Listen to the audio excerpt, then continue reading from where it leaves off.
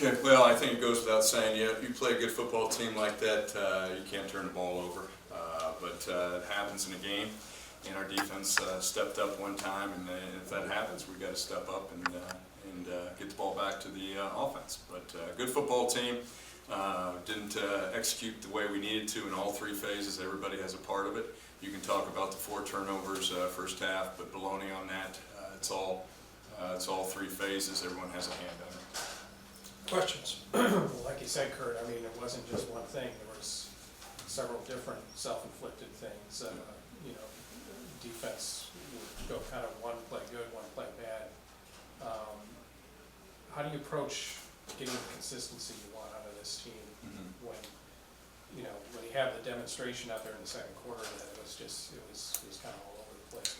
Yeah, I mean, there was some times where they got behind us in coverage. And there was times where we're in a position to make a play, and they just flat out made the play. We got a chance to get off the field on 3rd down.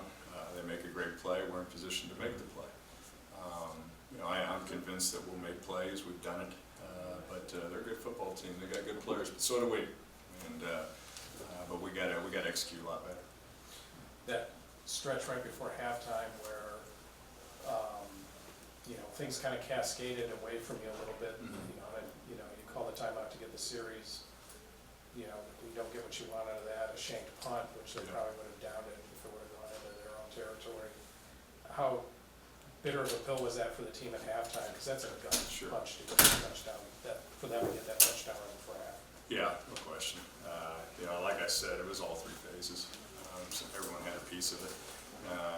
Whether our punting was consistent and all of a sudden we shank one, our long snaps were consistent and we low one. We got an opportunity to make some plays. We did something. I thought we're gonna. We have a kick return. I think we got an exceptional kick returner, and Dakota Caton. And I thought he was going to break when he gets tripped up. It's 14-7 at the time. We turned the ball over. Next thing you know, it's 21-7. And they took advantage of their opportunities. We didn't. That's the bottom line. We had our moments out there where we have opportunities to make plays. We got to make plays, and that's the bottom line.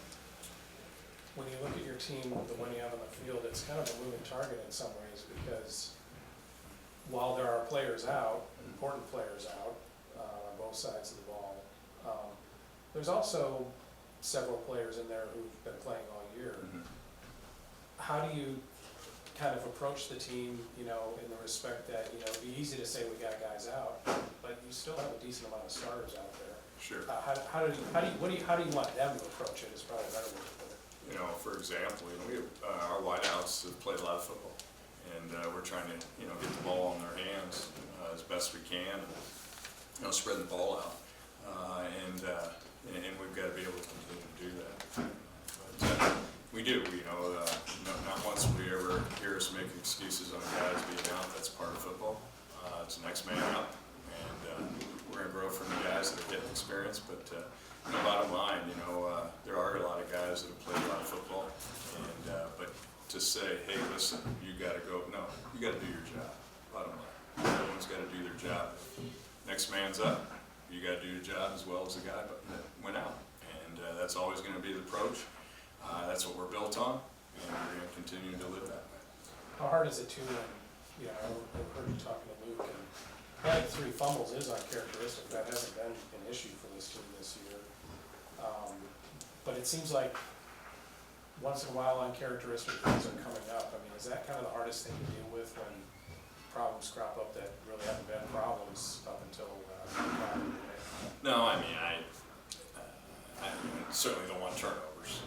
Curtis pumped the ball, carried it loosely, and they got the ball early. Defense stepped up, but the other 2 are unexcusable. Carrying the ball loosely, Petey fumbled once, Chris fumbled once. I just being careless with the ball. But that's something. We're not hitting the panic button on our. We just got to do a better job securing the interception at the end of the game. We're trying to make some things happen, and he forced the ball in there into coverage and shouldn't have done that. How do you assess some of the guys who, like Curtis, who showed some flashes, had 196 yards passing, 2 TDs, there was good and there was bad, and it seems to be the theme for everybody, but, Sure.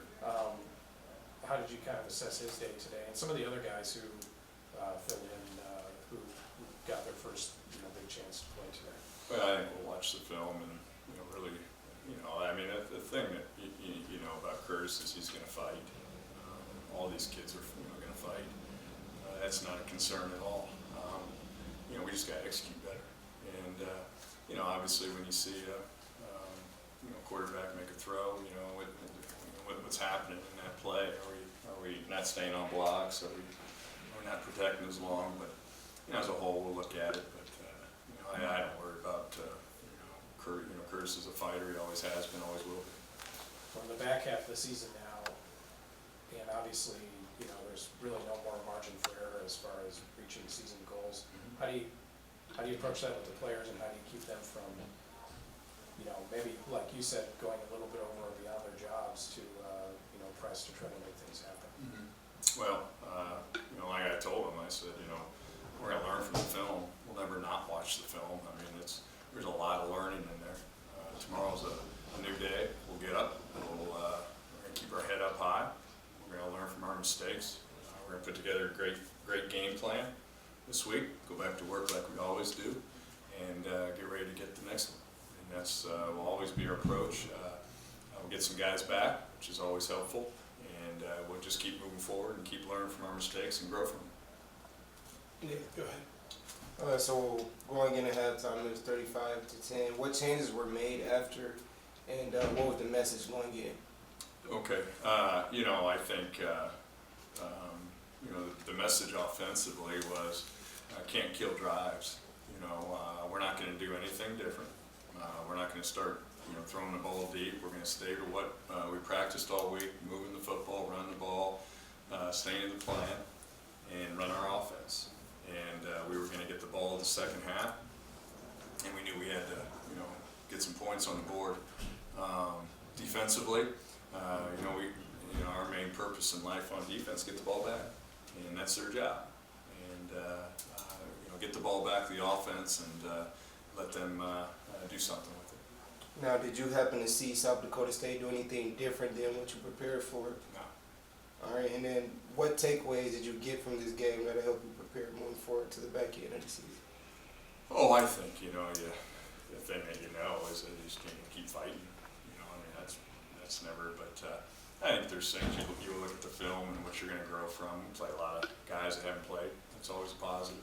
You get some guys in there that maybe haven't played as much and did some good things, and but they're going to have to learn from some of the things they did do so well. Anything else? Coach, thank you. Okay, thank you.